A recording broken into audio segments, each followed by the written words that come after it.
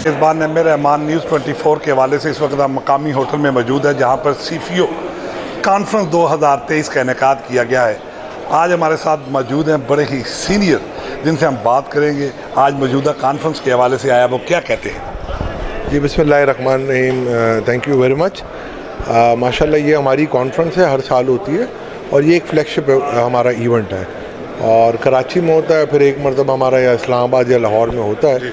तो उसमें तो लाहौर में है और आपने देखा होगा इसमें बड़ी नॉलेज बेस बढ़ती है लोगों की और काफ़ी इसकी कवरेज आपने 1-2 दिन पहले कराची में देखी होगी, तो आपके चैनल के हवाले से भी बड़ी अच्छी कवरेज आई थी और इंशाअल्लाह ताला ये हर साल हम जारी रखेंगे। और मेरा ख्याल ये इस मरतबा ये ग्रैंड इवेंट है और इससे अच्छे इवेंट हम कोशिश करेंगे। अच्छा सर, हुकूमत पंजाब और हुकूमत पाकिस्तान और बाब इख्तियारात को आज की कॉन्फ्रेंस के हवाले से क्या पैगाम देने जा रहे हैं? वो तो आप मुझे ही दे दें, मैं खुद मिनिस्टर ऑफ स्टेट हूँ, तो मुझे ही दे देंगे क्या करना है। वैसे हुकूमत देखिए इस वक्त आपको पता है मईशत थोड़ी सी मुश्किल में है, आपको बल्कि बहुत ज़्यादा मुश्किल में है, इसलिए तहम्मुल की ज़रूरत है और इंशाअल्लाह ताला इस मुश्किल वक्त से हम निकल आएंगे। जिस तरीके से कमोडिटी प्राइसिंग नीचे हो रही है और जिस तरीके से हमारे मामलात में सुधारा आ रहा है, मैं समझता हूँ कोई बहुत लंबा अरसा नहीं लगेगा और इंशाअल्लाह नवीद मिलेगी, कौम को अच्छी खबरें मिलनी शुरू हो जाएगी। बड़ी मेहरबानी जी। मेरा नाम मोहम्मद अली लतीफ़ है और मैं प्रेसिडेंट हूँ institute of chartered accountants of Pakistan का। आज हमारा इंस्टीट्यूट का एक बहुत बड़ा फ्लैगशिप इवेंट है जो हर साल होता है, CFO कॉन्फ्रेंस।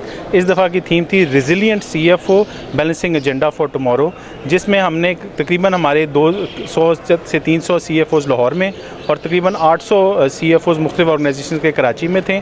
इस सारी कॉन्फ्रेंस का मकसद ये था कि हमारे अपने जो चैलेंजेस हैं मुख्तलिफ हमारे अपने प्रोफेशन में और साथ साथ जो इस वक्त मुल्क की माशी सूरत हाल है उसके लिए अपने CFOs को तैयार करें ताकि वो अपनी ऑर्गेनाइजेशंस की प्रॉफिटेबिलिटी और स्पेशली जो ग्रोथ है उसको कम से कम सस्टेन कर सकें। जैसे कि आप सबको पता है कि इस वक्त मुल्क पॉलिटिकल इंस्टेबिलिटी के थ्रू गुजर रहा है, तो हमारे CFO को मुख्तलिफ किस्म के सिनारियो बिल्डिंग करनी पड़ती है और अब चूँकि जिस तरह गवर्नमेंट है उसी तरह कंपनीज़ का अपना बजट भी आ रहा है, तो उसके लिए उन्होंने क्या क्या चीज़ें अजम्पशंस लेनी है, क्या अगले साल का बजट उन पर क्या इम्पैक्ट लाएगा, उस सब के ऊपर आज हमने अपने मेंबर्स को आगाह किया है और उनकी मुख्तलिफ तौर पे वेरियस पैनल डिस्कशंस की हैं ताकि वो इस तरह के जितने भी अपने लिए बेहतर ऑर्गेनाइजेशन के लिए बेहतर फ़ैसले कर सकें। साथ साथ हमारा मकसद ये भी था कि उनसे आज डिस्कशन भी थोड़ी सी करी है, क्योंकि इंशाल्लाह institute along with the Lahore chamber हम इंशाल्लाह काम शुरू कर रहे हैं।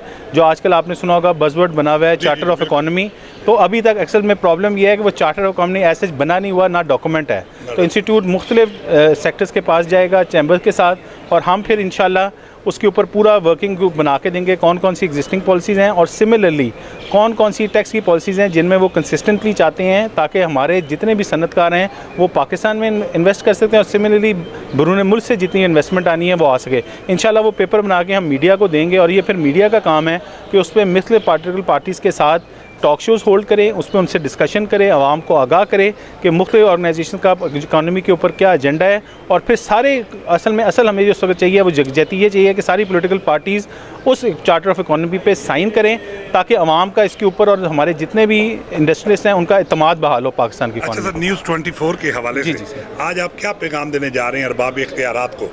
देखिए जी, एक तो हमारे इस वक्त फाइनेंस मिनिस्टर इसाक डार साहब हैं, वो खुद भी हमारे मेंबर भी हैं इंस्टीट्यूट के, लेकिन इस वक्त जो एक मेन इशू आ रहा है वो हम लोगों में शायद कोई एतमाद की कमी है। हम लोग भूल गए हैं वक्त के जब एटमी धमाके किए थे तो पाकिस्तान इससे ज़्यादा कठिन मसाइल में था। यही FM उस टाइम थे, उन्होंने इंशाल्लाह पाकिस्तान को उस वक्त भी मुश्किलात से निकाला है और हमें इस वक्त उनके हाथ मजबूत करने चाहिए। इस वक्त कोई एक दूसरे पर फिंगर पॉइंटिंग की ज़रूरत नहीं करनी, इस वक्त यकजहती का टाइम है। कोई भी पॉलिटिकल पार्टी आ जाए चैलेंजेस वही रहेंगे, तो इस वक्त एक एक्सपीरियंस बंदा है, हमारा काम है कि उनके हाथ मजबूत करें, हम इकट्ठे हों और जितने भी हो सकता है इस वक्त पॉलिटिकल डिफरेंसेस कम कर दें, क्योंकि पॉलिटिकल इंस्टेबिलिटी से जो मुल्क को नुकसान पहुंच रहा है वो बिल्कुल नाकाबिल तलाफ़ी है। जी नाज़रीन, ये थे मोहम्मद अली साहब जिन्होंने जो हुकूमत पंजाब और बाब इख्तियारात और हुकूमत पाकिस्तान की तमाम पार्टियों को पैगाम देने जा रहे थे कि आपस में यकजहती प्यार मोहब्बत की ज़वाल को अपना बढ़ाया जाए और आपस में इत्तेहाद प्यार और मोहब्बत को जो है वो परवान चढ़ाया जाए ताकि पाकिस्तान माशी बुरान से निकल सके। तो मौजूदा सियासी निज़ाम में ये बहुत ज़रूरी है। इसी के साथ अपने मेज़बान एम ए रहमान को न्यूज़ 24 से इजाज़त दीजिए। अल्लाह हाफ़िज़।